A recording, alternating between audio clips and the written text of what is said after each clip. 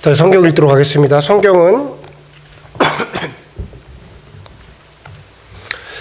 데살로니가 후서 3장 16절부터 17절까지 우리 한 절씩 다 같이 한 목소리로 교독하도록 하겠습니다. 데살로니가 후서 3장 16절로 17절까지 다 같이 한 목소리로 읽습니다. 디모데후서. 죄송합니다. 디모데후서. 네, 다 같이 죄송합니다. 다 같이 읽겠습니다. 시작. 모든 성경은 하나님의 감동으로 된 것으로 교훈과 책망과 바르게 함과 의로 교육하기에 유익하니 이는 하나님의 사람으로 온전하게 하며 모든 선한 일을 행할 능력을 갖추게 하려 함이라. 아멘. 아멘. 자, 오늘 저와 여러분이 나눌 말씀의 제목은 하나님의 사람으로 사는 방법, 우리 묵상 세미나 첫 번째 시간을 갖도록 하겠습니다. 제가 예고한 대로 우리 묵상 세미나를 가질 텐데요. 지금 뭘 준비를 많이 했는데 이게 인터넷이 좀 잘 안 되네요. 그래서 어떻게 정신이 좀 없는데 좀 이해해 주시고 바로 한번 시작해 보도록 하겠습니다.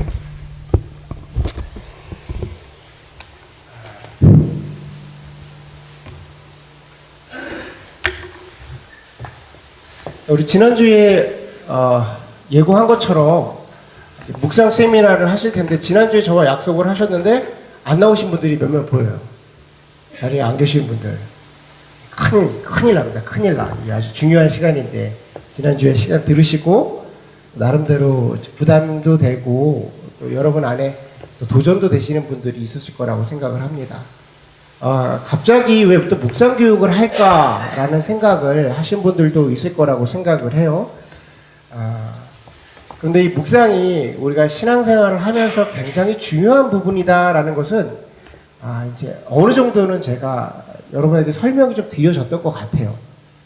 그리고 여러분 마음속에 물론 그 묵상을 들으시면서 묵상 교육이라는 것을 하면서 그 교육 자체가 주는 부담감도 있을 거라고 생각을 하지만 이것이 얼마나 유익한지에 대해서 우리가 지난 주간에 좀 잠깐 나눔을 가졌습니다. 지난 주간에 우리가 나누었던 말씀을 좀 요약해서 말씀을 드리면 하나님의 사람으로 사는 방법에 대해서 이야기를 했어요. 하나님의 사람으로 사는 방법이 무엇이냐? 실제로 말하면 하나님의 사람으로 살아내지 못하고 있는 저와 여러분이 가지고 있는 문제가 있다라는 거예요. 그 문제가 뭐냐면 살아내려고 했는데 내가 하나님을 알고 있는데 예수님을 믿었는데 실제로 나의 삶 가운데에 들어가 보니까 나의 삶이 자꾸만 무너지더라라는 거예요. 자꾸만 무너지고 주저앉게 되고 마땅히 해야 될 것을 못하게 되더라. 왜 그런가 봤더니 내에게 그런 능력이 없는 거예요. 근데 오늘 성경 말씀에 보니까 뭐라고 얘기하냐면 너희에게 그런 일들을 행할 수 있는 능력을 갖추게 하려 함이라 라고 얘기해요. 성경 말씀은 우리에게 하나님의 사람으로 살아갈 수 있는 능력을 갖추게 함이라 라는 거예요. 그러니까 성경 말씀을 우리가 간직하게 되면 그 말씀이 우리에게 그 능력이 우리에게 장착되게 되는 겁니다. 그래서 지난주에 우리가 지금 디모데후서를 보면 뭐라고 말하냐면 네 가지의 방법이 있죠. 첫 번째 뭐였어요? 교훈과 책망과 바르게 함과 의로 교육하기에 유익하니라는 거예요. 그래서 우리가 지난주에 설명한 것처럼 이렇게 쳇바퀴 인생에 있어서 하나님이 원하시는 길로 쭉 가야 되는데 우리가 자꾸만 다른 길로 삑딱선을 타는 거예요. 그러면 우리가 성경 말씀을 보고 있는 사람은 그 말씀이 우리에게 책망이 되어져서 내가 지금 올바르지 못하구나로 인해서 그 길을 돌이키게 됩니다. 그래서 돌이키게 되면 다시 바르게 함, 하나님의 길이 무엇인지 바르게 함이 지난주에 설명한 것처럼 이렇게 추를 내려가지고 기준점을 제시하는 거라고 그랬잖아요. 하나님의 기준점이 뭔가로 다시 돌아가는 거예요. 그리고 돌아간 길에서 의로 교육하기 유익하니 다시 하나님의 길을 갈 수 있도록 인도해 주는 것이다 라고 말합니다. 그러면서 두 가지의 기능을 장착하는데 첫 번째는 우리 안에 온전케 함입니다. 온전케 함. 온전케 해준다. 하나님 말씀 안에서 온전케 해준다. 제가 지난번에 이제 원어를 좀 풀어서 얘기를 했는데 그 원어 가운데 뭐라고 말했냐면 하나님의 백성으로 하나님의 그 시민으로서의 기본적으로 장착할 수 있는 그 시민의식 어느 정도 수준이 되어 있다라고 할 정도의 그 온전함으로 우리의 능력을 허락해 주시고 두 번째 모든 선한 일을 행할 능력 선한 일을 행할 능력을 갖추게 한다라는 것은 무엇이냐면 우리가 하나님이 우리에게 주셨던 사명의 길을 가게끔 한다라는 거였어요. 그러면서 우리가 제가 뒤에 이 디모데후서에 대한 이야기를 잠깐 하면서 바울이 디모데에게 써준 편지입니다라는 얘기를 했어요. 바울이 디모데에게 써준 편지를 얘기하면서 뭐라고 얘기했냐면, 야 디모데야, 네가 앞으로 목회를 하려면, 네가 앞으로 성도들을 이끌려면 성경을 봐야 돼 라고 얘기를 했다는 거예요. 그 말이 얼마나 웃긴 얘기였느냐? 디모데는 성경을 엄청나게 잘 아는 사람이었다는 거예요. 아마 뭐 바울도 대단한 사람이었지만 디모데가요, 지식과 지식으로 붙었다면 아마 둘째가라면 서러울 정도로 갖추고 있던 사람이 이미 디모데였는데, 바울이 디모데에게 뭐라냐? 성경을 읽어라. 그 말은 그 성경을 너가 더 많이 연구하고 알아내고 지식이 쌓아야지 성도들 앞에 뭔가 얘기해 줄 수 있는 거야, 이런 얘기가 아니라 그 네가 알고 있는 말씀의 성경을 너의 삶 가운데로 가지고 들어와야 돼. 그 작업을 해야 그 순간부터 말씀이신 예수님께서 너의 삶을 작업을 하시는 거야. 개입하시는 거야. 그 문제의 해결책이 되시는 거야 라는 이야기를 한 거예요. 그렇기 때문에 우리가 말씀을 가지고 내 삶 가운데 가지고 들어오는 작업, 묵상, 큐티를 해야 된다라는 이야기를 지난주에 해드렸습니다. 그것이 첫 번째 강의였어요. 그리고 이제 두 번째 강의를 잠깐 하는 겁니다. 시간은 저에게 많이 소모하지는 않을 거예요. 지금 한 25분, 그리고 이따가 식사하시고 나서 한 25분 정도, 물론 이렇게 얘기를 하시면 될지는 모르겠습니다. 25분 벌써 한 10분 지난 것 같은데. 그래서 진행을 할 테니까 여러분들은 가만히 앉으셔서 듣기만 하시면 돼요. 가만히 앉아서 듣기만 하시면 돼요. 그 대신 여러분께서 하셔야 되는 것은 마음의 문을 열고, 그래, 큐티를 내가 해봐야지 라고 생각을 하시면 됩니다. 그래서 제가 이 큐티를 진행하면서 뭐라고 이름을 달았냐면, 해보자 큐티라고 이름을 정했어요. 해보자 큐티. 해보자 큐티. 귀엽죠? 이렇게 좀 가볍게 우리가 한번 해보자, 달려들자 라는 마음으로 시작을 한 겁니다. 자, 우리 본 내용으로 들어가기 전에 이제 목회자 입장에서 이 큐티를 해야겠다, 이 교육을 좀 시켜드려야겠다 라고 생각을 한 이유가 좀 있었어요. 사실 이 큐티 교육은요, 한국 교회를 배경으로 하면, 제가 한국에서 왔으니까 되게 흔한 교육이에요. 흔한 교육. 어느 교회나 한 3년에 한 번씩은 의뢰시키는 교육. 그리고 이미 권사님들 그리고 집사님들께서는 좀 신앙생활 하신 분들은 여러 번 경험이 있으실 거라고 생각을 합니다. 흔한 교육인데, 제가 목장 예배를 하면서 우리가 새벽마다 우리가 이제 말씀 묵상을 하잖아요. 생명의 삶을 통해서. 그런데 어떻게 묵상을 하셨습니까? 라고 그냥 은연중에 물어봤어요. 목회자니까. 요즘에 어떻게 묵상 생활을 하고 계십니까? 라고 했더니 묵상을 못 하세요. 젊은 집사님들이 묵상을 잘 못하셔. 말씀을 이해를 잘 못하셔. 가지고 제가 물어보는데 제가 아차한 게 뭐냐면, 한 번도 그런 거를 들어보질 못한 거라 묵상 교육을 못한 거예요. 우리 교회에서 묵상 교육을 안 했다는 게 아니고, 새로 오신 분들이 이제 많아지신 거예요. 그러고 나서 그 텀 가운데 이제 전해드리지 못한 거지. 그런데 성경은 또 읽고 계세요. 성경을 읽는데 성경을 이해할 수가 없는 거라. 그래서 제 안에 떠든 게 뭐냐면, 그 이디오피아 내시가 빌립 집사를 만났을 때 장면이 떠오르는 거예요. 빌립 집사가 뭐라고 말합니까? 그 마차에 올라타서 당신이 읽고 있는 책이 무엇입니까? 이해하십니까? 라고 그랬더니, 그 당시 때 이디오피아 내시가 이사야서를 읽고 있는데 얼마나 어려워요. 읽다가 내가 나에게 알려주는 사람이 없는데 이걸 너가 어떻게 이해합니까? 라고 얘기하는 거예요. 그러니까 우리 집사님들이 마음속에서 성경을 읽어야 되는 것도 듣고 교육도 받아서 읽는데 정작 이게 소화시키기가 쉽지가 않은 거예요. 그래가지고 이 교육을 해서 스스로 소화할 수 있는 기능을 좀 갖춰야겠구나. 우리에게 교육이 좀 필요하구나. 말씀을 읽어서 그 말씀이 내 삶 속에 영양분이 되어지는 작업을 해야겠다라고 제가 마음을 먹은 겁니다. 자, 제가 이제 목사님께서 기회를 주셔서 강단에 많이 올라가고 후에는 이제 교회를 이끌어가야 될 텐데, 제가 생각하는 교회상이 있어요. 우리 참 좋은 교회는 이런 교회가 됐으면 좋겠다. 여러 가지 기능이 탑재되어 있는데, 그 중에 한 가지가 뭐냐면, 앞으로 저와 여러분이 만들어갈 교회는 제가 생각하는 이제 이상입니다. 이론에 기독 지성인들을 만들어내야겠다라고 생각했어요. 기독 지성인들을 만들어내야겠다. 이게 뭐냐면, 서로 말씀이 내 안에 장착되어서 우리가 때론 어려운 책도 보고 때론 우리가 신학도 논해서 탄탄한 기반으로 서로가 서로를 세워줄 수 있는 그런 성도가 되어야겠다라고 생각을 했어요. 이거는 우리 성도님들이 이렇게 돼야지를 원하는 것이 아니라 첫 번째 대상자가 된 것은 저였습니다. 교회를 바라보면서 대상자가 저였어요. 이게 무슨 말이냐면 저는 목회자의 입장에서 교회를 바라봤을 때 어떤 목회자가 가장 훌륭한 목회자냐고 저에게 물어보면 전 대답이 한 가지예요. 뭐냐면 롱런하는 목회자입니다. 롱런하는 목회자. 이 보면요, 그 경기를 하면 100m 달리기라는 경기도 있고 마라톤하는 경기도 있는데요. 마라톤에서 어느 구간을 얼마큼 빨리 뛰었냐는 그렇게 중요하지가 않아요. 다 뛰었냐가 중요해요. 마라톤에 빨리 들어오는 사람도 있고 늦게 들어오는 사람도 있지만 마라톤의 정식적인 취지가 뭐냐면 가장 중요한 취지가 뭐냐면 완주했느냐라는 거예요. 하나님께서 훗날 저에게 바라보시면서 민성아 너는 목회자로 나가서 무엇을 했니라고 물어봤을 때 저는 마지막까지 주님의 일을 위해서 달렸습니다라고만 말하면 될 것 같아요. 그 순간순간 기능이나 몇 명을 만들거나 교회를 어떻게 하거나 물론 중요하겠지만 하나님 보시기에 가장 중요한 것은 그런 일들은 내가 할 거고 너는 묵직하게 우직하게 그 길을 갔느냐는 거예요. 그런데 제가 참 좋은 교회에서 또한 후에 어떤 교회에서 끝까지 목회자 사역을 할 때 저를 일으켜주는 건 누굴까요? 첫 번째는 말씀이신 하나님이겠죠. 그런데 두 번째는요, 성도들이에요. 저도 하나님의 성도고 여러분도 하나님의 성도잖아요.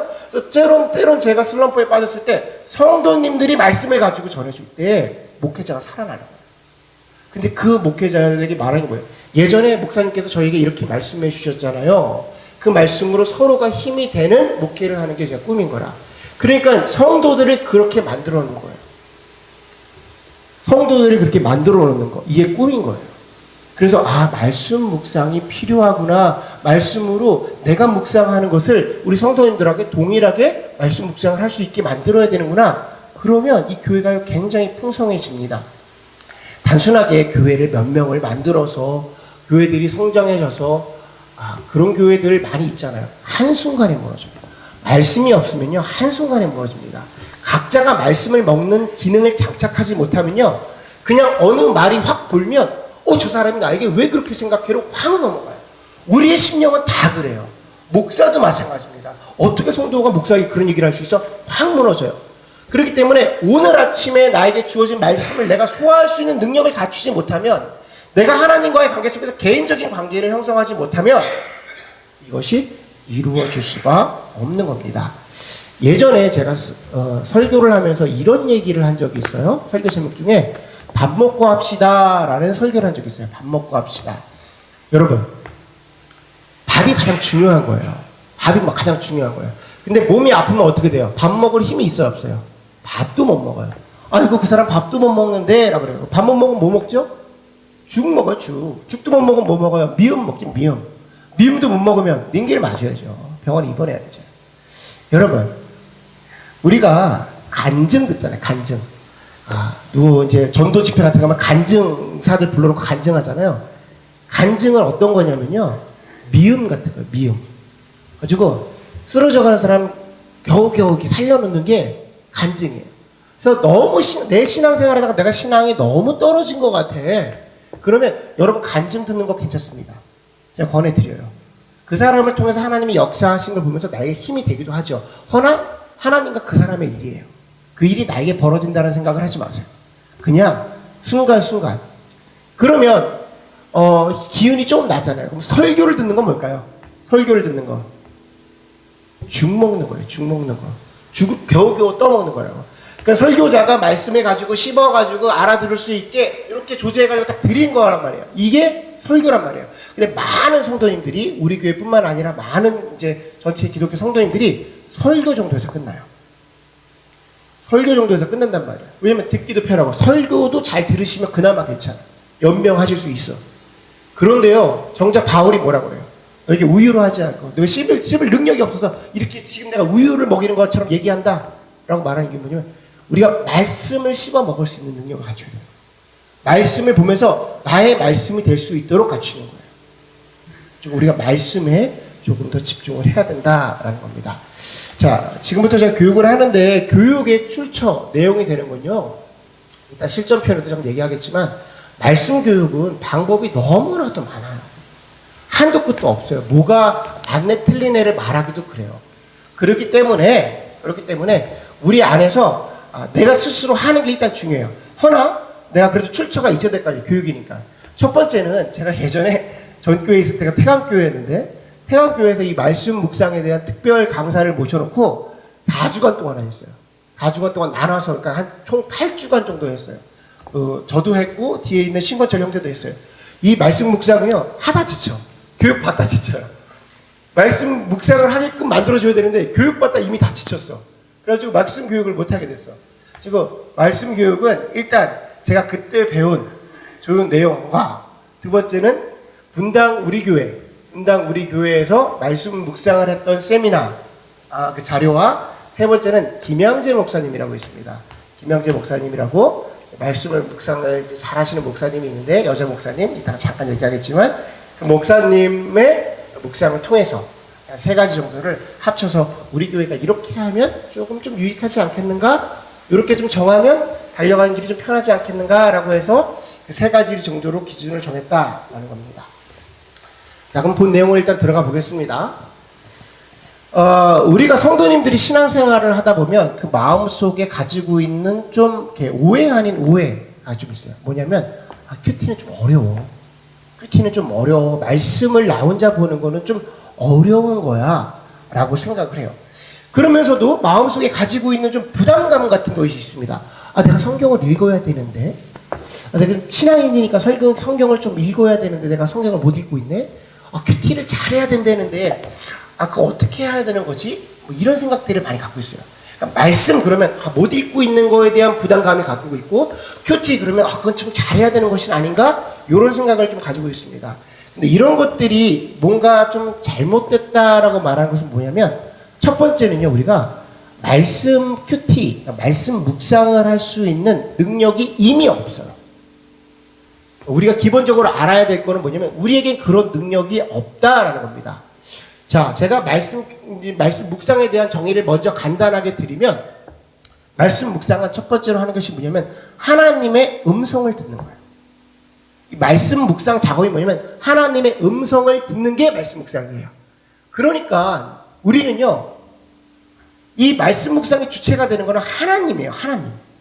하나님이 말씀을 해줘야 듣는 거지 내가 무엇을 한다고 내가 들을 수 있는 것이 아니라는 겁니다. 하나님이 나에게 말씀을 하셔야 그 말씀 묵상이 되어야 되는 거예요. 그러니까 중요한 것은 우리가 해야 되는 것은 뭐냐면 어떻게 해야 되지? 무엇을 해야 되지에 대해서 하는 것이 아니라 우리의 자세를 바꾸는 작업을 해야 돼요. 우리의 자세를 바꾸는 작업.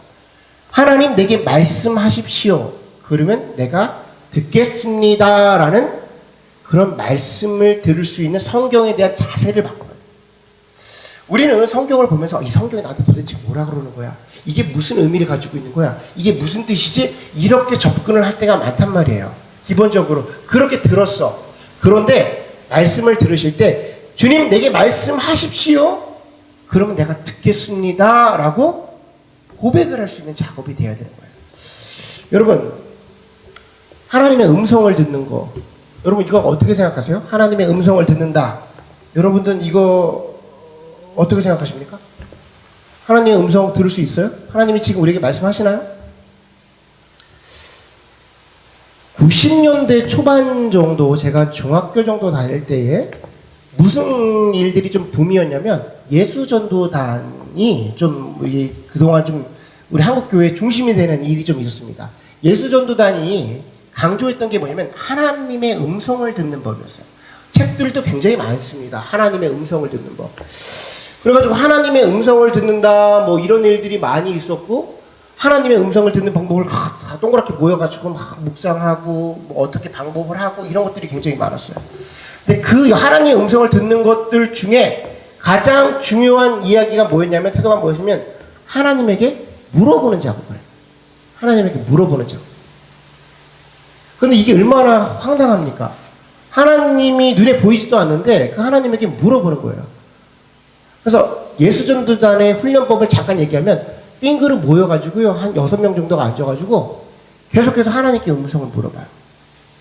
하나님 무슨 저 친구가 지금 필요한 게 무엇입니까? 6명에서 물어봐요. 저 친구에게 지금 필요한 것이 무엇입니까? 다 물어봐요. 그러다가요, 갑자기 그 묵상이 끝나고 나서 한 사람이 그 옆에 있는 사람에게 펜을 하나 전해줘요. 그럼 그 사람이 이걸 딱 받으면서 내가 펜을 필요했었는데 이 펜이 필요한지 어떻게 알았어? 하나님 내 마음속에 너에게 펜을 주라고 얘기했어. 이상하죠? 이상하지 않아요, 여러분? 뭔가 좀 이렇게 저거 좀 아닌 것 같은데 펜? 어느 날 갑자기 뭐 책을 전해줘요. 하나님께서 너에게 책을 갖다 주라고 나에게 말씀하셨어. 이상해지잖아요. 물론 지금 말씀드리는 게 여과 없이 지금 앞뒤 없이 말씀드리니까 그게 좀 이상하게 느껴질 수도 있습니다. 중요한 것은요, 묻지도 않는 것보단 묻는 게 낫다라는 거예요. 제가 지금 예수전도자의 방법이 맞습니다. 지금 예수전도자는 되게 중요한 훈련법인데 이렇게 치부해서 좀 죄송한 마음이 있지만 중요한 건요, 그들이하고 나하고 틀린 것은 뭐냐면 우리는 묻지도 않는다라는 거예요. 물어보는 작업은 굉장히 중요한 거예요. 물어볼 수 있는가 없는가의 전제는 예수님께서 듣고 계신가 아닌가에 대한 전제예요. 그러니까 물어봐야 된다는 거죠. 물어보면 예수님께서 구체적으로 알려주세요. 자, 구체적으로 물어보시면 구체적으로 알려주십니다. 제가 뭐 제 경험도 있지만 제 경험보다 제가 어렸을 때 저희 어머님 경험을 좀 한번 얘기해 드릴게요. 저희 어머님 경험을 얘기해 드리면 뭐 너무 풀스토리지만 간단하게 그냥 얘기해 주면 저희 아버님이 목회를 하시다가 목회만 하시면 되는데 다른 거 하시다가 사고 치셔가지고 크게 부도 맞았어요. 아주 제대로 맞았어요. 저희 아버님은 이제 일찍이 미국에 나오셔가지고 미국 시스템을 보니까 한국에 가가지고 이 노인복지 사업을 좀 해야겠다라고 해가지고 노인복지 그 당시 때 80년도 후반 90년도 초반에 거하게 실버타운 하나 만드셨어요. 돈 여기저기 끌어들이다가 대박 부도 나셨어요. 엄청 맞았어요. 그러고 나서 우리가 각자 가족들은 다 흩어지고 아버님은 막 이제 사기죄로 막 구속당하시고 저희는 저희 형님하고 누님은 집사님네 집에 흩어져 살아. 저와 어머님은 서울에 난곡동이라고 있습니다. 신림 7동 난곡동이라고 판잣집이 있어요. 거기 가서 살게 됐어요. 그러고 나서 우리 어머님 뭐 하셨냐면 먹고 살아야 되니까 뭐 하셨냐면 동대문에 가가지고 남대문에 평화시장 가가지고 가방에다가 옷들을 사갖고 와가지고 옷을 파시는 거예요. 어디다 파시냐면 다방 같은 데 있잖아요. 다방, 그 당시 때 다방이 굉장히 많았다. 그리고 못 사는 동네니까 다방이 많았단 말이에요. 이 난곡 7동은 어떤 곳이냐면 다 일용직 노동하시는 분이에요. 그러니까 노가다 뛰시는 분들이어서 비가 오면 일 안 나가셔. 다 다방에 계셔. 내지는 음식점 뒤에 가서 다 고스톱 치죠. 비가 오면 그 장사가 잘 되는 거야. 그래가지고 이 가방에 띄셔가지고 그 다방 아가씨들이 입는 옷들을 떼오신 거야. 그런데 생전 이런 걸 해보셨나? 우리 어머님이 생전 이런 걸 안 해보셨는데 먹고 살아야 되니까 가방을 띄고 아침마다 하나님께 기도를 하고 묵상을 하면서 하나님, 내가 이런 일들을 접했는데 어디로 가야 됩니까? 내가 도저히 이런 걸 한 번도 해보지 않았는데 누구한테 옷을 팔아본 적이 없는데 이런 제가 어렸을 때 가방을 보면요, 진짜 망치 가방 같아요. 이따만한 가방을 이렇게 메고요 일일이 가시는 거예요. 그러면 저한테 간증하시기로 어머님이 하나님께 음성을 주시는데 어느 동네 어디로 가라. 동서남북을 얘기해 주셔야 돼요. 어느 동네 어디로 가라. 아침에 하나님의 말씀을 듣고 하나님, 내가 떨려가지고 나 이런 거 어떻게 해야 할지 모르겠습니다. 하나님 어찌합니까? 나의 길이 어디로 가야 됩니까? 나의 길을 인도해 주십시오라고 기도를 하면 하나님께서 어느 동네에 가고 어느 가게 하나님 이 가게를 들어가야 됩니까? 말아야 됩니까? 주저하고 있으면 그 가게 들어가라 말씀하시죠. 이 가게는 들어가지 말라고 말씀하시기도 하고. 그러면 그때 가면요 그 옷을 거기서 아가씨들한테 팔면 아가씨들이 너무 좋아하면서 옷을 사시는 거라는 거야. 그래가지고 그 당시에 제가 기억이 납니다. 지하실에 비만 오면 물이 새는 집이 있었어요. 저희 집. 비만 오면요 반지하였는데 물이 맨날 새. 제가 초등학교 2학년 때도 그 쓰레받기 같은 거로 물을 퍼날렸던 기억이 납니다. 자, 그 집에 월세 8만 원인데 그 월세 8만 원을 못 내가지고 우리가 맨날 막 쫓겨나네 말해 막 이런 일들이 있었어요. 근데 어느 순간부터 이 어머니 돈을 굉장히 잘 벌어오시네. 굉장히 잘 벌어오셔. 그 옷을 팔아가지고 이제 연명을 하신 거죠. 중요한 건요, 제가 뭐 그런 얘기보다 아침마다 하나님에게 물어봤더니 아침마다 하나님이 대답하시더라는. 여러분, 난 저런 거 너무 이상해. 난 저런 신앙 정말 좀 이상해. 하나님 왜 그러실 수도 있어요. 중요한 건 나는 그냥 성경 말씀 보고 그냥 원리대로 가겠어. 오케이, 괜찮아. 그런데 물어보고 대답하는 신앙과 하나님의 음성을 듣고 달아가는 신앙생활과 경험과 체험에 있는 신앙생활과 그냥 성경 말씀을 정경처럼 그냥 불교의 정경처럼 보는 것과 다르다라는 겁니다. 다르다라는 거예요. 하나님이 우리 삶 가운데에 음성을 가지고 대답을 하시냐? 대답하신다라는 거예요. 저는 여러분과 제가 나눌 그 지향하는 길이 뭐냐면 그런 하나님을 믿고 나아갔으면 좋겠습니다라는 얘기를 지금 얘기해드리고 있는 거예요. 이 말이 정말 이상하게 느껴질 수도 있습니다. 허나 하나님께서 말씀을 하신다라는 거예요. 여러분 생각해 보십시오. 우리가 하나님의 음성을 듣는다? 우리가 이민 초기에 미국에 딱 왔을 때 지금도 우리가 좀 불편함이 있지만 외국어를 얘기를 막 하는 거예요. 미국 애들이 막 영어를 얘기하는 거예요. 그럼 우리가 영어를 알아들어요? 지금도 좀 불편함이 있는데 그러면 저거를 좀 들어보려고 애를 쓰는 거죠. 제가 유학할 때 딱 처음 왔는데 이제 학교를 어떻게 들어갔어. 가지고 학교를 들어가서 사실 제 마음을 얘기해 드릴게요. 내가 입학을 했네? 이 영어가 뭐 또 별거 아니네. 또 해보니까 또 어떻게 들어가네? 생각을 하고 들어갔는데 강의를 처음 듣는 순간 내 마음에 심장이 박동수가 막 벌떡벌떡하고 강의 처음에 이런 얘기해요. 교수가 지난주에 우리 아들하고 뭘 했는데 너무나 즐겁고 야구를 했었고 이런 얘기를 해. 들려? 그랬구나. 자 그럼 우리 수업 시작할까? 그때부터 2시간 동안 안 들려. 수업을 하는 순간부터 안 들려요. 그리고 다음 주에 우리 만나도록 하자 이거 들려요. 수업 안 들리고 일상생활 좀 들리고 얼마나 어렵습니까? 그러니까 수업을 들어야 패스를 하니까 녹음을 해보기도 하고 쟤네가 뭐라고 하는지 귀를 들어보기도 하고 하는데 어렵죠. 그런데 그 사람을 들어보려고 내가 애를 쓰고 그 사람과 조금 더 친해지고 가까워지면 조금씩 들리는 거라. 언어가 들리는 건지 그 사람이 들리는 건지 모르겠어요. 정확하게 모르겠어. 허나 들리기 시작합니다. 지금 제가 만나는 외국인은 미국 땅에 외국인들이 별로 없어요. 제가 만나는 외국 땅에 만나는 외국인들이 없어. 허나 우리 옆집에 스티브 할아버지가 있어요. 스티브 할아버지. 이 스티브 할아버지랑 처음 만날 때 같이 밥도 먹고 우리 초대도 하고 했을 때 처음에 좀 어색하고 잘 안 들리죠. 그런데 이제는 이 사람하고 많은 얘기를 합니다. 왜냐? 아침에 일어나는 거랑 아침에 일어나고 자고가 비슷해. 만나서 이 사람하고 시즌을 만나는 게 같아요. 낙엽이 떨어지면 야 너네 집에 낙엽 많이 떨어졌어? 우리 집에 많이 떨어졌어. 넌 어떻게 치워? 이거 어디다 갖다 버려야 되니? 봄이 오면 네 꽃 샀네? 그럼 너네 꽃을 어디서 사니? 블라블라블라. 나무를 자르면 이 나무는 어디다 갖다 버려야 돼? 왜 그러냐면 이 사람하고 나하고 같은 집에 살면서 생활 패턴이 같아져요. 생활이 비슷해진단 말이지. 그러면서 이 사람하고 나가 살아가는 게 비슷해지니까 그 사람의 언어가 들리더라는 거야. 노력이죠. 같은 시간대를 맞추는 거 같이 묶이는 거야. 그 사람의 삶이 묶이는 거예요. 그랬더니 그 사람이 들려지더라는 겁니다. 여러분 비슷한 겁니다. 우리가요 하나님께서 우리에게 처음에 우리를 창조하실 때 하나님이 우리에게 말씀하시려고 창조를 하신 거예요. 길을 왜 만드셨겠어? 하나님이 길을 왜 만드셨겠어요? 하나님이 길을 만드셨을 거 아니야. 이게 흙으로 빚어가지고 왜 만드셨어요? 들으라고. 뭐를? 자연의 소리를 들으라고? 아닙니다. 하나님은요 그런 분이 아니에요. 되게 이기적인 분이에요. 자기만 생각하세요. 내가 말하는 거 들으라고. 길을 만드신 거예요. 입을 왜 만들었어요? 나 찬양하라고 만드신 거예요. 기도하라고, 말하라고, 나한테 말하라고. 그러니까 기본적으로 우리가 하나님의 음성을 듣는 기능이 탑재되어 있고 말할 수 있는 기능이 탑재되어 있는데 이게 고장났어. 왜요? 아담과 하와가 죄를 져서 고장났단 말입니다. 죄로 인해서 우리의 몸이 지금 고장난 상태야. 허나 예수 그리스도로 인해서 그것을 회복시키셨어요. 근데 우리의 육체는 아직도 연약하여서 성령님을 통하여서 그것이 계속해서 회복되는 거야. 그러니까 성령님을 의지하면 하나님과 내가 대화할 수 있는 일들이 계속해서 벌어질 수 있음을 믿으셔야 돼요. 하나님 우리에게 대답하십니까? 말씀하세요?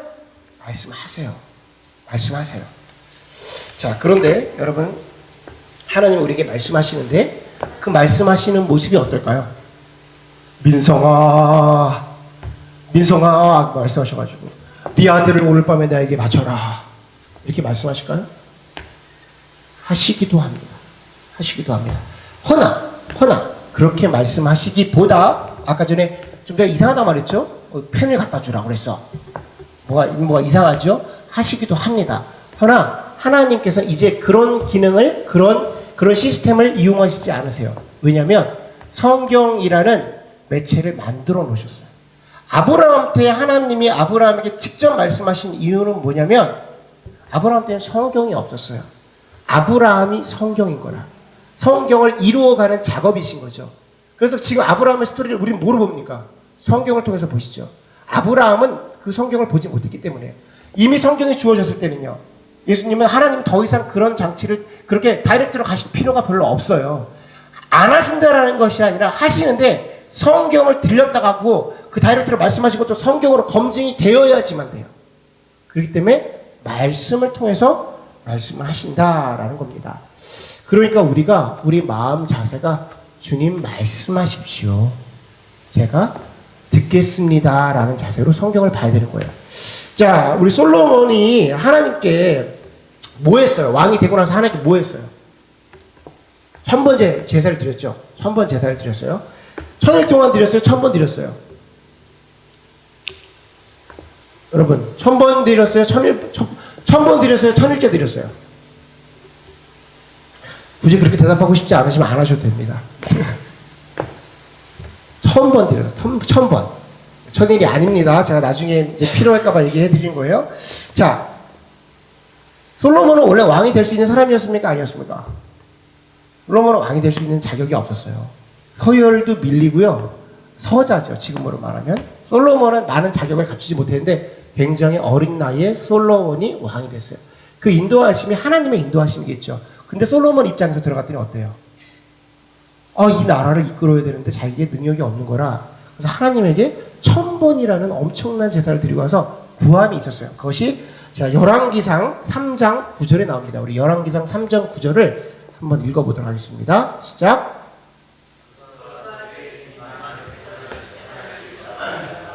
듣는 마음을 종에게 주사 주의 백성을 재판하여 선악을 분별하게 하옵소서. 성경 말씀을 보면 지금 개역 개정에는 듣는 마음이라고 얘기를 하고요. 우리 이따가 성경을 나눠서 보는 거를 좀 이제 실전편에서 할 텐데, 우리가 알고 있는 건 뭐였어요? 지혜를 구했다고 그러죠. 우리가 알고 있는 건 하나님께서 1000번에 드리고 지혜를 구했다고 그러잖아요. 원어를 해석하면 이건 개역 개정입니다. 근데 개역 한글은 지혜로 표현되고 개역 개정에는 듣는 마음을 종에게 주사라고 했어요. 하나님의 마음을 듣는 마음을 나에게 주십시오. 이 종에게 는 거예요. 그러니까 뭐예요? 주님 말씀하세요. 내가 듣겠습니다. 를 구했던 거예요. 를 구했던 거예요. 그들이 10절에 뭐라고 그래요? 10절 봅니다. 10절 시작. 솔로몬이 이것을 구하매 그 말씀이 주의 마음에 든지라. 하나님이 듣는 마음을 내게 주세요 했더니 뭐라 그래요? 그 마음이 든 거예요. 여러분 이게 원리입니다. 솔로몬은 되고 우리는 안 되는 거예요? 아니에요. 솔로몬도 원죄 이후의 사람들이고요. 저희도 동일합니다. 하나님이 지금 우리에게 원하시는 것은 듣는 마음에, 그 마음을 듣는 마음. 그랬더니 하나님이 보시기에 좋은 거예요. 그 마음에 든지라 라고 이야기를 하는 겁니다. 자, 우리 이 하나님의 마음에 든지라, 하나님 마음에 합한 사람, 하나님의 음성을 듣기를 애를 쓴 사람, 이 사람 하면 누가 떠올라요? 다윗이죠. 다윗이 시편 143편 8절에 이렇게 얘기를 합니다. 성경 봅니다. 없어요? 우리 주보 한번 보십시오. 주보에 보면, 주보에 오늘 말씀이에요. 금주의 말씀 우리 다 같이 한 목소리로 읽겠습니다. 시작. 아침에 나로 하여금 주의 인자한 말씀을 듣게 하소서. 내가 주를 의뢰함이니이다. 내가 달릴 길을 알게 하소서. 내게 주께 드림이니이다. 아멘. 아침에 나로 하여금 주의 인자한 말씀을 듣게 하소서. 다윗이 이미 했다고요, 여러분. 주의 음성을 듣게 해주십시오 라고 말하는 거예요. 아침에 다윗이 일어나서 그 왕인데요, 하나님 오늘도 하나님의 말씀을 내게 주셔야 내가 오늘 살아갈 수가 있습니다 라고 얘기를 해요. 그러니까 대답을 하신다라는 거 알아요. 성경은 지속적으로 하나님이 우리에게 대답을 하시는 이야기해주고 있는 거예요. 그러면 구해야죠. 그러니까 이렇게 구하니까 뭐라고 말할까? 다윗을 향해서 하나님이 내 마음에 합한 자라. 왜? 말씀을 주셨는데 그 말씀대로 또 행하는 거라. 그러니까 말씀하시는 하나님인 거예요. 자, 우리가 이 말씀을 보면 여기에 이런 표현이 있습니다. 내가 다닐 길을 알게 하소서. 길을 제시해 주시는 거죠. 그럴 때 뭐라고 말하면 내가 내 영을 주께 드리미니이다. 내가 내 영혼을 주께 드리미니이다 라고 말해요. 내 영혼을 주께 드립니다. 이게 무슨 뜻일까요? 나의 생명을 주님께 바칩니다. 주님 내게 말씀하세요. 그럼 내가 그 말씀을 어떻게 할 거냐면 나의 생명을 바침과 같이 내 생명을 들여서 지키겠습니다. 왜? 그렇게 안 하면 내가 죽거든. 그렇게 안 하면 내가 죽거든요. 생명을 다해서 내 생명을 바쳐서 그렇게 하겠습니다라고 고백을 하는 거예요. 결단하는 거예요. 그 말씀대로 살아내는 거예요. 듣고 끝나는 게 아니라 살아내버리는 거라. 여러분, 이것이 다윗에게는 있고 우리에게는 없는 거예요. 우리가 말씀을 알고 끝나는 게 아니라 솔직히 다윗하고 한번 지금 저하고 한번 붙어볼까요? 제가 이길 것 같아요. 인포메이션도 더 많은 것 같고 뭐 이렇게 교만해서 그런 게 아니라 성경이 더 많은 것 같아요. 근데 다윗 하나님 보시기에 다윗은 내 마음에 합한 차라고 말하고 저는 좀 혼날 것 같아요. 이 새끼 그냥 머리만 커가지고 막 이러고. 왜냐하면 그 생명을 바치니다가 없는 거예요. 말씀을 결단했으면 지켜 행해야 되는데 그게 부족한 거예요. 하나님은 다윗은 내 마음에 합했다라고 말하는 겁니다. 그 말씀 한 구절 한 구절이 내 것이 되는 거죠. 한 구절 한 구절이 이제 내 것이 막 말씀을 씹어 먹으니까 내게 돼버린 거예요. 우리가 성경을 백날처럼 머릿속에 알고 있으면 뭐합니까? 그냥 머릿속에 떠도는 지식이면 내 것이 되면 그 삶 속에서 막 영향력이 팍팍팍팍 나오는 거죠. 김영재 목사님 얘기를 했어요. 김영재 목사님이 어떤 목사님이면 우리들 교회라고 있어요. 우리들 교회라고 혹시 아시는 분이 있으신가요? 우리들 교회, 한국에 굉장히 큰 교회인데 이미 김영재 목사님이 유명한 목사님이십니다. 여성 목사님이세요. 그래서 체구가 아주 작아요. 우리 사모님하고 비슷한 것 같아요. 체구가 작고 굉장히 이쁘시고 강단에 설 때도 얼마나 이쁜 옷을 입고 쓰시는지 모자도 참 이쁜 모자를 딱 쓰고 정장을 입고 설교를 하는데 사실 저는 좀 어색하긴 한데 그 교회가 얼마나 보이냐? 10,000명이 넘게 보입니다. 이게 저는 인원을 그렇게 크게 인정하는 사람이 아니잖아요. 근데 제가 우리들 교회 좀 인정해요. 왜 10,000명이 모임을 인정을 하냐면 이 김영재 목사님이 여성 목사님인데 원래는 뭘 하셨냐? 제가 다 풀스토리를 다 얘기할 수 없지만 서울대 예대 피아노를 치셨던 분이에요. 전공이에요. 그래서 처녀 때 뭐 교회는 다니긴 다녔지만 좋은 집안에서 피아노 치다가 어느 날 지금 이분이 한갑이 지났습니다. 한갑이 지나신 분이 나이가 많으신 분이에요. 치다가 좋은 신랑 만나서 시집 가는 게 그냥 그 당시 때에 맞는 좋은 거였어요. 그래서 어떤 의사 집안 좋은 집안을 만나서 이 남편을 봤더니 장로님 집안이고 교회도 잘 다니고 뭐 의사고 됐다. 이 사람은 결혼하면 내가 행복하게 살겠다. 잘 먹고 잘 살겠다 싶어서 결혼을 했네. 왜냐면 이 김영재 목사님도 이제 집안이 좋으니까 결혼을 하고 났는데 이때부터 이게 이제 꼬이는 거라. 자기가 생각했던 것처럼 이미 그 집이 그런 집이 아닌 거야. 신앙의 그 아버님이 그 장로님이시긴 한데 명목만 장모님이시고 이 남편은 집을 들어오질 않아. 허건날 술을 먹고 며칠 그리고 그 첩이 몇 명인지도 모르고 이제 바람피고 다니고 그런 거야. 그 시어머니한테 시집살이를 얼마나 하는지 단 10년 동안 집 밖에 나가본 경험도 없네요. 그러니까 얘기를 들어보면 지금은 공황장애고 그게 정신병이 그런 줄 알았는데 그 당시 때 그게 뭔지도 모르고 집에서 너무 괴롭고 걸레질만 하고 빨래질만 하고 이제 사는 거예요. 그러다가 자기가 죽게 생겨서 도저히 어떻게 할 수 없어서 주일은 나가는 거죠. 장로님 집안이니까 같이 주일날 나가는 거야. 그래서 집에 있는 게 성경책밖에 없어서 성경을 보기 시작했대요. 성경에 대한 지식도 없었고 아무것도 없는데 성경을 보기 시작했는데 성경밖에 볼 수가 없었고 이 성경을 봐야지만 자기가 살아서 이 성경을 보기 시작했대요. 그러면서 묵상을 시작하게 되고 하나님께 물어보게 되고 걸레질하면서 계속 물어보는 거예요. 성경에 그랬다는데 하나님은 어쩝니까? 계속 물어봤대요. 근데 하나님이 대답을 하시더라고요. 그러고 나서 시간이 좀 지나서 자기 남편이 죽게 됐대요. 죽게 됐더니 조금 자유로운 거야. 죽게 돼가지고 좀 그 여지가 생긴 거야. 그러면서 그 동네 주변에 자기 안에 회복이 차니까 영혼들이 보이게 되고 그 사람들을 불러서 같이 말씀 묵상을 하게 됐대요. 이분이 쓰신 책이 있어요. 말씀 묵상하는 여자. 날마다 말씀을 묵상하는 여자라고 쓴 그 책이 있어요. 그러면서 말씀을 묵상을 하면서 자기 아들 친구들 고3자리 앉혀놓고 재수생들 앉혀놓고 말씀 묵상하고 얘기하고 같이 나누고 실현당한 아가씨 또 이혼당한 부부들 다 모아가지고 말씀 묵상하면서 한 인원이 지금 10,000명 되고 말씀 묵상만 가지고 한 교회가요. 우리들 교회. 제가 우리들 교회 설교를 딱 들으면 김영재 목사님 설교 들으면 이게 설교인가? 저게 설교라고 말할 수 있나 싶은데 자기 묵상하는 걸 그냥 얘기하시는 거거든요. 막 묵상하는 게 설교잖아요. 근데 거기에 파워가 팍팍팍 있는 거예요. 아주 젊은 사람들도 나가서 그 교회를 다니는 거예요. 김영재 목사님에게 물어봅니다. 왜 묵상을 하셨어요? 라고 했더니 뭐라고 대답하면 살려고 했습니다. 살기 위해서 했습니다. 나의 영혼을 드리니이다. 라고 똑같은 거예요. 다윗이 나의 영혼을 바칩니다라고 막 똑같아요. 살기 위해서 하면 내가 방법이 이것밖에 없어서 말씀 묵상할 수밖에 없어서 이것을 했습니다라고 얘기를 합니다. 그랬더니 그 모든 질문에 대답을 하시더라라는 거예요. 여러분 이것이 말씀의 묵상입니다. 오늘을 사는 힘이 말씀 묵상의 힘인 거예요.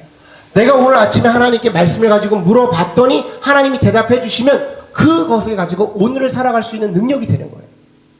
오늘을 살아갈 수 있는 거죠. 그리고 그 힘이 직접 그 문제를 해결해 나가는 겁니다. 그러니까 하나님의 음성을 듣는다는 것 뭐예요? 하나님이 우리에게 살아있음을 보여주시는 거예요. 하나님의 음성 듣는 거 아직도 좀 그러신가요?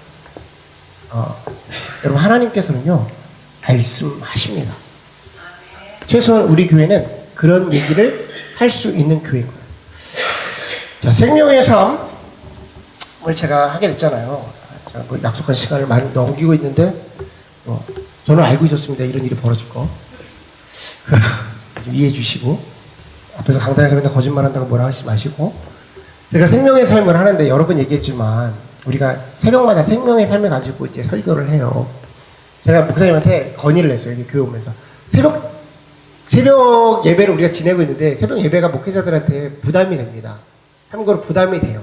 왜냐면 설교라는 파트가 있잖아요. 설교를 어떻게 가볍게 할 수가 있습니까? 우리가 해야 되니까. 원래 나의 의도는 이런 거였어요. 생명의 삶을 하면 본문이 다 정해져 있잖아요. 착착착착.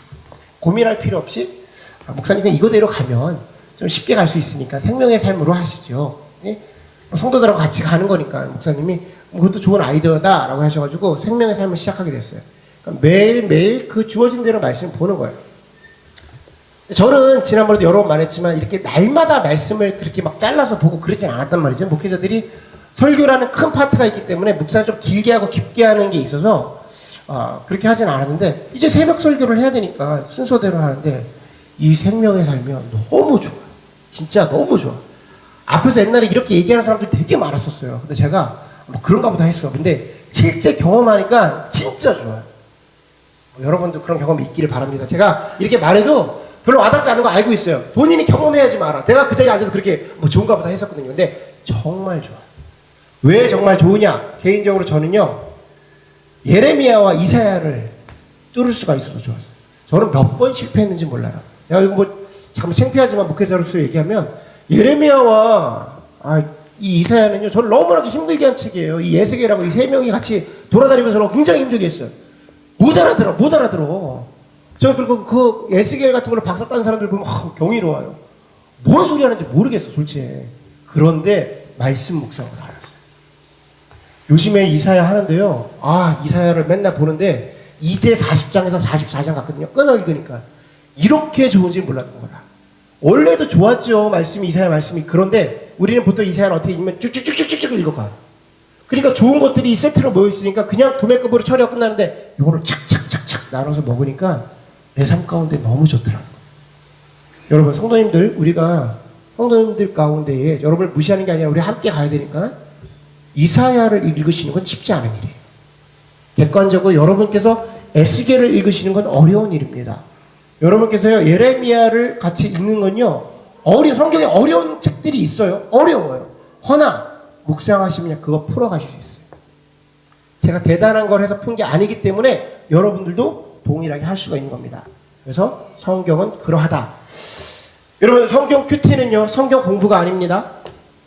성경 공부가 아니에요. 그래서 성경 큐티를 할 때 자꾸만 그게 어려워 내가 이렇게 하는 게 맞는 건가 틀린 건가 일단 실전편에 얘기하겠지만 자꾸만 무슨 생각이 들면 내가 이렇게 해석해버리는 게 맞는 건가 틀린 건가 이러면 안 되는 거라는데 물론 그런 우려도 있습니다. 근데 그런 우려는 말씀 묵상하면서 그런 우려가 생기는 이유는 뭐냐면요 뜨문하셔서 그래요. 어쩌다 한번 묵상을 하니 이게 내가 지금 맞게 하고 있는 거야 틀리게 하고 있는 거야 틀리지. 허나 계속 이사야를 꾸준히 주어진 대로 보잖아요. 그럼 우리가 전체적으로 맥락 안에 있는 거예요. 그렇기 때문에 여러분께서 벗어날 일이 없어. 전후 맥락을 알고 계시기 때문에. 그러니까 가장 중요한 건 뭐예요? 시간을 정해놓고 보는 게 중요해요.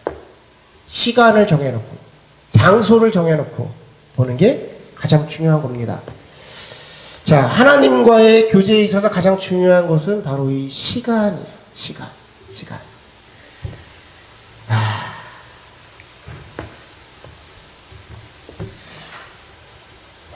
이 시간을 들이지 않으면요, 하나님을 만날 수가 없어요. 우리가 지난주에도 우리 목장 예배하면서 말씀을 왜 안 읽습니까? 말씀을 왜 안 읽습니까? 라고 했더니 뭐라 그랬어요? 휴대폰. 우리가 아마요, 잠을 잘 때 이거는 이놈만 꺼놓고 자도 말씀을 읽을 텐데 라는 얘기 나왔어요. 휴대폰에 밀리죠. 자녀들에게 밀립니다. 자기의 일이 바빠요. 교회 일도 바빠요. 교회에 와서 다들 자기의 일들이 바빠요. 그런데 말씀 묵상을 하지 않는 이유는요, 첫 번째 교만해서예요. 첫 번째 교만해서. 이거 이 말씀을 드리고 있는 저도 좀 찔림이 되네요. 왜? 이유는 시간이 없어서인데 원인은 교만해서라고요. 시간은 다 없는 거라. 저도 없고 여러분도 없고 없어요. 시간은 다 없어. 이유를 대려면 한도 끝도 없어. 왜냐, 사단이 그 잡을 하거든요. 우리를 분주케 해, 바쁘게 해. 그러니까 이유는 시간이 없어서인데 원인은 뭐라고요? 진짜 이유는 교만해서예요. 뭐 때문에 시간이 없습니까? 일해야 되니까. 하나님이 그 일을 왜 하라고 그러셨어요? 하나님 안에서 그 삶을 살아내라고 했는데 일만 하는 거라. 자녀들을 케어하는 시간 없죠. 제가 이렇게 말하기에는 참 창피하지만 자녀들을 바쁘죠. 이해합니다. 근데 그 자녀들을 왜 주셨어요? 하나님이 믿음으로 양육하라고 기업으로 주셨죠. 근데 성경으로 가르쳐야 되는데 못하는 거라. 말씀을 안 보니까 바쁘요. 바빠. 다 바빠. 그러니까 말씀 묵상의 시작이 되는 건 뭐냐면요, 시간을 내는 거예요. 시간을 내는 거. 그리고 하나님 앞에서, 목사님 앞에서 말할 수 있어요. 요즘에 제가 시간이 없어서 정말 요즘 말씀 좀 못 보고 있습니다. 목사님 앞에 말할 수 있는데 하나님 앞에 말씀하실 수 있어요? 진짜? 하나님 앞에서 말씀할 수 있을까요, 우리가? 하나님 앞에서 저 정말 바쁘라고.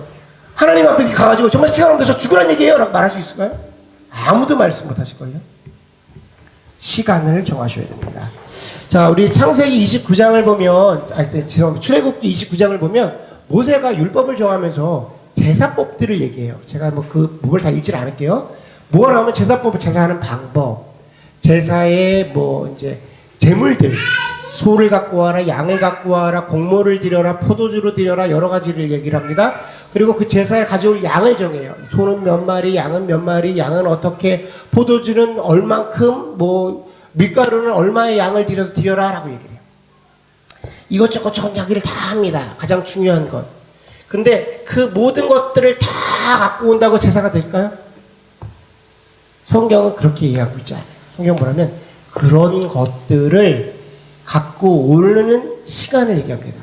매일 아침마다 양을 드리며 저녁 때에는 무엇을 드리고 오후에는 밀가루 얼마를 갖고 와, 저녁에는 오후에는 시간을 꼭 얘기해요. 시간을 드려요. 시간을 드려요. 예전 교회에 있을 때 우리 담임 목사님이 임직원들 다 모아줬어요. 안수 집사님들 이상 다 모아놓고 뭐라고 말했냐면, 안수 집사 권사님들 꽤 많죠. 큰 교회니까. 돌아가시면서 청소하세요. 화장실 청소하세요. 돌아가시면서 청소하십시오라고 하세요. 조를 짜서. 그랬더니 그 자리에서는 얘기를 못하니까 지나갔다가 힘든 거라. 왜냐면 바쁘시거든요. 그 교회가 막 잘 사는 그런 교회가 아니라 다시 생업이 바쁘셨었어. 한 달이 지나서 집사님들이 다 모여가지고 직원들이 뭐라고 말하면, 저희가 돈을 내겠습니다. 그래서 사람을 구할게요. 교회에 돈이 없으면 저희가 뭐라고 그랬죠? 거기 계속 하는 집사님, 서리 집사님이 아니고, 아무튼 그 관리하는 집사님을 우리가 뽑겠습니다. 그리고 페이를 할 테니 우리를 좀 놔주십시오라고 그랬어요. 청소하는 집사님 구하겠습니다. 그랬더니 담임 목사님이 뭐라고 그러냐면, 하나님을 섬기시는 일은, 교회를 섬기는 일은 돈을 가지고 하는 일이 아니에요. 시간을 들이십시오. 이게 훈련입니다라고 했어요. 뒤에서 제가 감동을 받았어요. 한 달 동안 교회가 시끄럽거든요. 권사님들이 우리 이런 거 시킨다고 그러고 안수 집사님들 교회를 자꾸 이런 것만 시키고 바쁜데 이런 거 시킨다고. 그런데 그날 내가 뒤에서 그 말씀 앞에 다 모여졌어요. 여러분, 이 시간대는 교회는요, 교회 신앙생활은요, 시간을 드리는 게 맞는 거예요. 여러분, 지금요, 돈이 흔한 시대지 물질이 흔한 시대가 물질이 흔하지 시간이 흔하지 않다. 시간을 드려야 그게 정성인 거예요. 시간을 드려야 정성인 거예요. 그 정성이 들여야 하나님의 음성을 듣겠습니다라고 말하는 것과 똑같은 거예요. 그래서 시간을 정하셔야 되는 겁니다. 솔로몬이 제사를 1000번 지냈다고 그랬죠.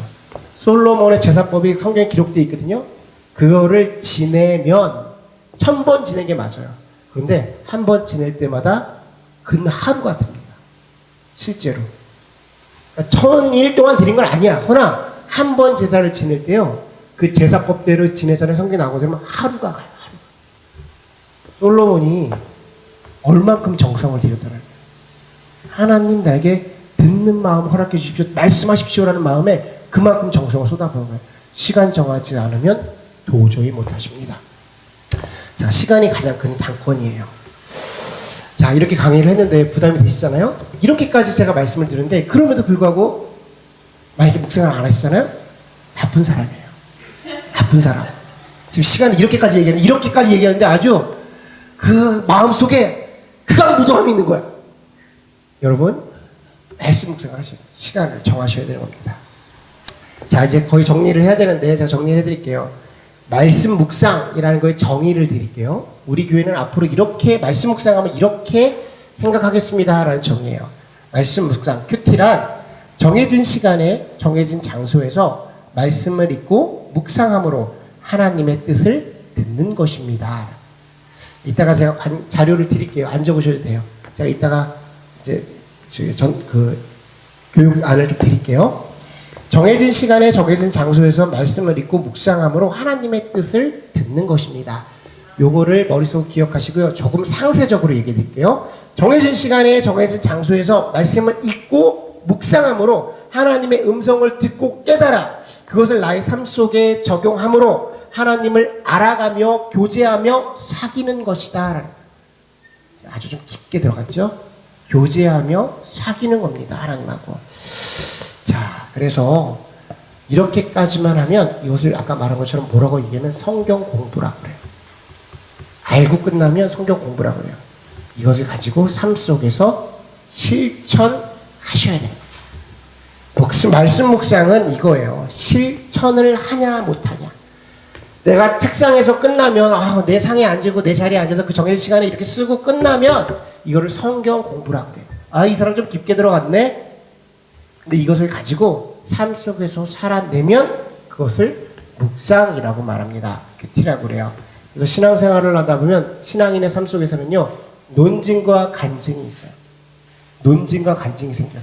내가 지식이 들어가면 이제 누군가 논할 수가 있게 되는 거죠. 이 사람이 무슨 얘기를 하거나 뭔 얘기할 때 우리가 알고 있는 게 굉장히 많아요. 아니야 예수 그렇게 믿는 거 아니야? 교회가 그런 거 아니야? 기독교 그런 거 아니야? 얘기해 줄 수 있습니다. 지식도 있어야 해요. 허나 그 지식은 절대 그 사람을 변화시키지 못해요. 그리고 나도 변화시키지 못해요. 지식은요 변화시키지 못해요. 그래서 전도 나가면 이 사람들이 이상한 질문들을 막 하고 막 부정적인 얘기를 해요. 거기서 당신이 정말 원하시면 대답을 해줄 수 있지만 내가 이것을 통해서 당신이 변화되지 않으면 알고 있습니다라고 얘기해줘요. 거기서 그 사람 이겼어. 집에 들어와가지고 야 그럼 그 새끼 내가 다 밟아버렸어. 그 예수 믿을까요? 그 사람 교회 다시나. 지식이요 변증한다고 그 사람이 변화되지 않아요. 허나 간증할 때 그 사람이 변화됩니다. 말씀을 듣고 내 삶 속에서 그것을 적용하고 말씀대로 살아내자라 그럼 내 삶 속에 뭐가 일어나냐? 하나님이 행하신 일이 나타나. 그럼 내 안에 감동이 일어나고 그 안에 간증이 나서 그것을 말하게 됩니다. 하나님이 내 삶 속에 이런 일들을 행하셨어. 오늘 아침에 이렇게 인도하셨고 그 하루가 이렇게 마무리됐어라고 말하면 간증이 일어나니까 그것을 얘기하잖아요. 그럼 그 사람들이 듣는 사람들이 감동이 돼요. 감동이 돼요. 그렇기 때문에 그 일들을 행하면 실제로 나가서 행하게 되면 이웃들을 변화시킬 수 있는 능력이 되는 거예요. 그래서 모든 선한 일을 행할 능력을 갖추게 함이라 사역을 할 수가 있는 거예요. 아멘? 자, 책상에서 끝나면 머리만 커집니다. 제가 말씀드릴게요. 책상에서 끝나면 머리만 커져요. 머리 커지면 골치 아파요. 본인이 골치 아파. 교회가 골치 아픈 게 아니라 본인이 말씀이 어느 순간부터 안 들어와요. 안 들어와. 그래서 하나님의 말씀 생명을 들고 그렇게 행했다라고 나가셔야 합니다. 삶 속에 가지고 들어가야 합니다. 그래야 그 순간부터 하나님께서 동행하시고요. 그 순간부터 예수님께서 동행하시는 겁니다. 말씀이신 예수님이 내 삶 가운데에 움직이기 시작하시는 거예요. 그 말씀하시고 액션 취하라. 액션을 해라. 성경에서 사도행전이 영어로 뭐죠? act. 그냥 단순해요. 행동하다. 말씀 성령이 임하시고 나서 뭐 했어요? 행동했죠. 베드로가 뭐 했어요? 말씀 성령이 임하고 나서 설교를 했어요.